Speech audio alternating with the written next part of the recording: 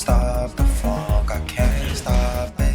I can't stop the funk. I can't stop it. I can't stop the funk. I can't stop it. I can't stop the funk. I can't stop it. Yo, it's your boy Kenji, man, and look here. Got another chapter review for you. This is Kingdom chapter 699. I don't know the title. It's still in Japanese, Chinese, whatever. But we do have the translation thanks to G's Wag. We appreciate it, G's Wag, even though it's not always correct though, Mundo. But we appreciate what you're doing. Alright, come on. I saw the images already. It was a lot of talking going on, and then Shin showed up at the end, the Gasol side. I ain't gonna lie, man.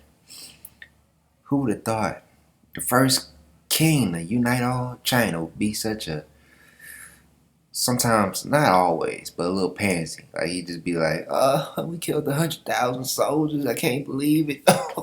I'd be like, if I was one of his guys, I'd be just looking at him like, really? Really?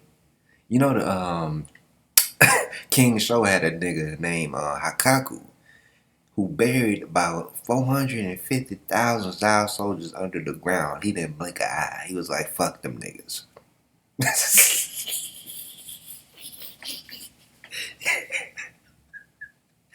But hey, man, it's me. Is it just me that I feel like horror is in certain emotions that Chinese people just don't go through? Do you see China today? They will hypersonic missile ballistic bomb your ass. But America. Okay, Conky's HQ. Kanky says that the one who started the war was the Qin King, and that's the one who killed the most people at this time is the Qin King as well. Koku butts in, saying that the one who started all of this was the Qin King, and that it's his fault, so he shouldn't spout nonsense to the boss. Girl, you better shut your motherfucking ass up. But Sai tells her to shut up. See, thank you. Then says he had no intention of listening to their immature nonsense. Kanky tells him that Sai's theory is nonsense and that he killed many more than just a few thousands. Sai says he's here to talk about the captives, saying he never told Kanky to execute all of them. Kanky says whether he was ordered to or not is just the conclusion of the war that he started. Oh, you don't want me to execute them, you just want me to beat them in battle as they jump in our ass, huh? That's what I'm feeling, bro, because there's worse things you can do, like execute a whole city of civilians. I get it, Sai. I get it. This dude did something that you didn't tell him to do. I get it. But you being a little emotional bitch right now. But I bet you gonna use it. I bet you ain't gonna fuck Kanky Army up. Cause you need him. Alright? Bluffing, bro. But Sai says he's here to condemn him. Then Kanky asks if Sai's planning on putting all the blame on him. That's what I wanted to talk about. Bro, I feel like Sai is just really trying to do this. He never planned on killing Kanky or any of his men. He's just trying to put the blame on him. That's what I feel like it is. And that he also acting like a bitch. Sai says putting Kanky, who ran wild once the war started, was his responsibility. And another responsibility bigger than that is his desire to crush the 6 kingdoms. Kanky says he's a king of blood and that compared to him, Kanky looks cute. Sai says he knows this path he has chosen in blood stained, and because of that, there's no need to be a line drawn between soldiers who die for their people versus killing those who have surrendered. They cannot afford to have another Hakaku in the current 6 generals. Moran remembers what Hakaku did at Chohei in the past, killing 400,000. I heard it was 450. I heard it was an extra 50,000, so stop bluffing. Sai says he remembers the pain and the hurt that the Zhao felt and the way he learned it when his own body while with his own body while he was young. When with an event like that, uh, that with an event like that, the thought of governing another state with law in that time would have been useless. This time, this thing that Kenji did was a reminder of that. If after all the wars they cannot become one nation, and everything that led up to now will return to nothing, something like that could never. Let me tell you something, bro. Sai, you are being a political person. Let me tell you, people. Humans know when to shut the fuck up. You come around and start killing people, they know it. Look, you could go. You see how easy it is to brainwash people today with just politics. You think you can't? You could go. Sai could go to Zhao right now and kill everybody in the whole capital, murk them off, execute them, dirty style, and still will be able to unite all those kingdoms. You know why? You know why? Because when people fall in line, people fall in line. All you gotta do is send some soldiers to the house. I heard you were doing something. If that was the case, then North Korea wouldn't be North Korea. Tell you, man, you could literally do what you want to do when you're a dictator, as long as you got that. You know what I'm saying? But Kenki tells him to wait and asks if he's being serious about what he's saying. I feel you, Kenki. He asks Sai if he really believes after all the killing and taking of the land that he thinks the people will really be able to become one. Sai says yes, and Kenki begins laughing. I get it, because boy, Sai, spoilers. We spoiling right now, but spoilers. In the future, Sai's firstborn is gonna get betrayed by his secondborn, and he's gonna get molten killed, and the whole kingdom break apart. Man, I'm telling you, bro. Then they try to go get the son of the first son. You know what I mean? And that shit fucked up too, bro. When Sai dies, China gonna break up again. But what he did was that China, it could be multiple states, but culturally he united all of China culturally by being an evil dictator. But Sai says yes, and Kanki begins laughing.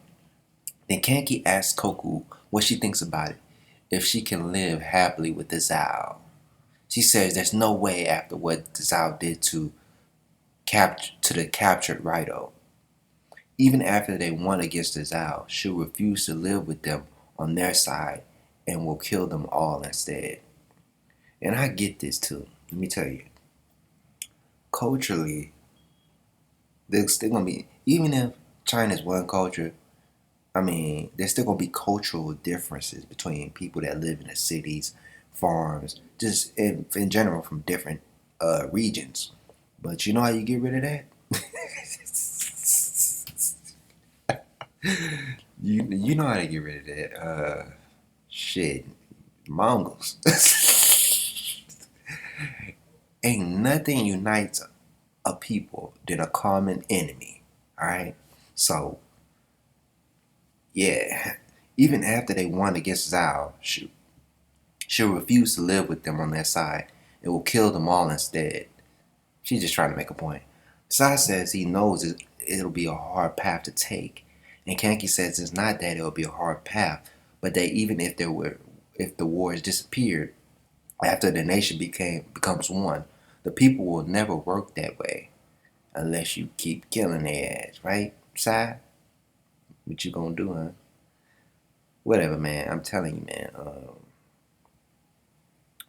You underestimating these people of China, man.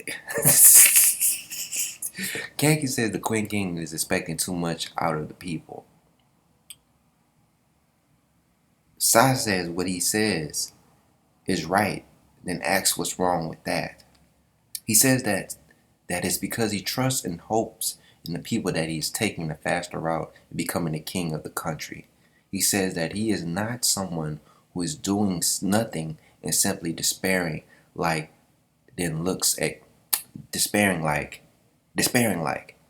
then looks at Kenki and thinks of the word despair. Kenki asks what's wrong, then asks what the plan is now. If he's planning on killing him, then go ahead. But then he says that Sai will die here at the same moment, meaning the path of blood will also end here. Something like that might be better for those who are still alive today. Sai says that if there really was no explanation, then he wouldn't have hesitated to kill Kenki right then and there. However, thanks to Maran's explanation, he will let it go and tells his soldier to lay down their sword. Kenki asks if Maran's explanation was actually good enough. Enough then. Sai says there's another reason for him letting it go. Because Kenki managed to kill Kocho, which he never thought the Kenki army would be able to do in their battle. That level of achievement was something that Shohiken evaluated was worth taking into consideration. Because of all those things put together, Kenki is being let go this time. Makes sense, bro. But I get you, man. Kasai, well, you are something else. I think your belief in, like he said, your belief in people's will for this whole thing to work out well, man, he has a lot of faith in humans. But yeah, man. If like I said, Kank is kind of right because it's gonna this whole kingdom that King Elsai makes is gonna break up afterwards.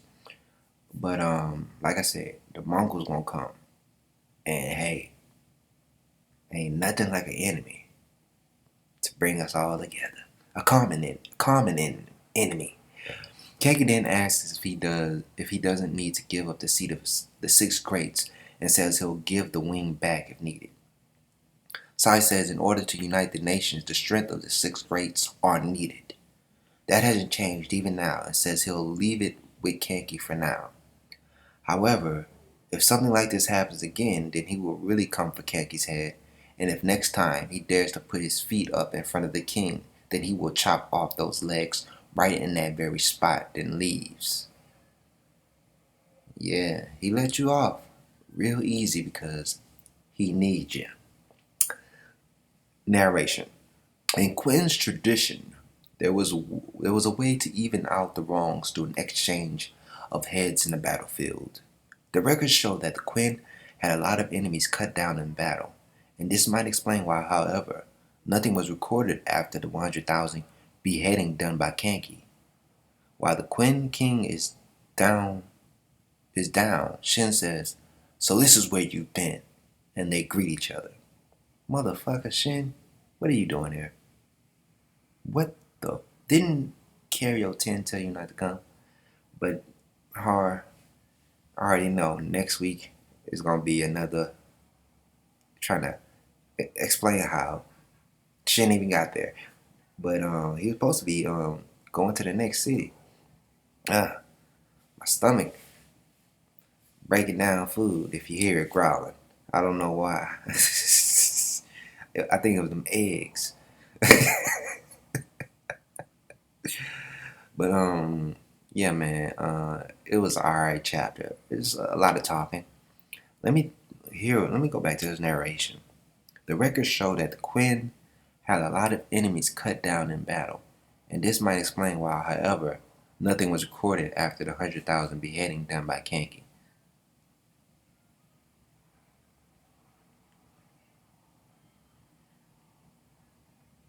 I don't get what they're talking about. G's way must be my stomach. But let me it's growling. Yeah, man. Look at these images with sidewalk on past the skulls being sentimental. Whatever, bro. You got a heart. We get it. We love you, man. Alright. But alright, chapter. Hopefully in the next chapter, what do I want from the next chapter? I don't really want nothing. I just want you to keep going. No break next week, man. Just it's whatever you want to do, horror. Yeah, no break next week. It's your boy Kenji. Subscribe, comment, like, share. Do all the thug dizzle. I'm out.